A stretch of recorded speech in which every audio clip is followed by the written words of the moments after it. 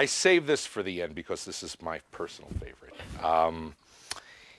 It tells the story that was actually my favorite story as a child, and in fact is still probably my favorite story. It's Alice Through the Looking Glass, written by the Reverend Charles Dodson, better known as Lewis Carroll. And it's a story of a precocious young 8-year-old girl named Alice who walks through a magical looking glass into a wonderful world of magic and wonder. And I'm going to illustrate some of my favorite passages of the story utilizing a pack of cards and a little mirror, a looking glass, one very similar to Alice, perhaps not quite as dirty, and the wonderful adventures she found on the other side.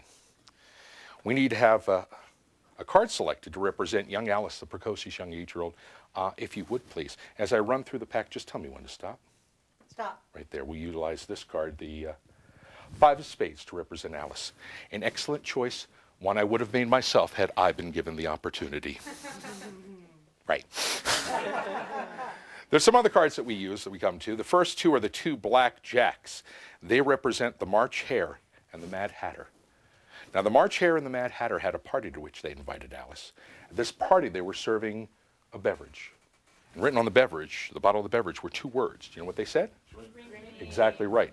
Strange thing happened when she drank the beverage, because she shrank to nearly 1/4 of her normal size.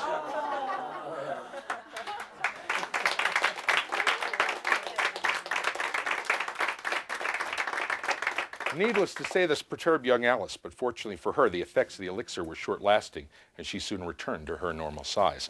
That was the first adventure of little Alice. The second adventure occurred when she met up with the Black Queen and the Black King. Now, the Black Queen and the Black King also had a party to which they invited Alice. At this party, they were not serving a beverage. Instead, they were serving a currant cake. Written in currants on top of the cake were 2 words. Do you know what they said? Yeah, they usually get that one. Strange thing happened when she ate the currant cake, because she didn't start to shrink. No, no, no. Instead, she started to grow. So much so that her arms and legs protruded through the windows and doors, her head through the chimney. Needless to say, this perturbed little Alice, but fortunately for her, the effects of the currant cake were also short-lasting, and she soon returned to her normal size. That was the second adventure of little Alice. The third adventure occurred when she met up with the Red Queen and the Red King. Now, the Red Queen and the Red King also had a party to which they invited Alice. At this party, they weren't serving a beverage, they weren't serving a cake. Instead, they were playing croquet. But instead of using croquet mallets and balls, they were using flamingos and hedgehogs. Needless to say, this perturbed the flamingos and hedgehogs. Suddenly, the Queen ran around yelling, "Cut off her head, cut off her head." Well, fortunately for Alice, she was able to beat a hasty retreat from the scene of the party. And do you know how she got out? The same way that she got in, through the looking glass.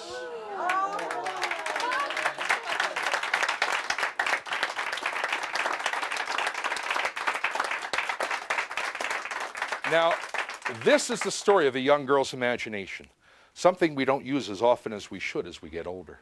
Some people think you need a magic looking glass like this to get into that wonderful world of magic and imagination, but you don't.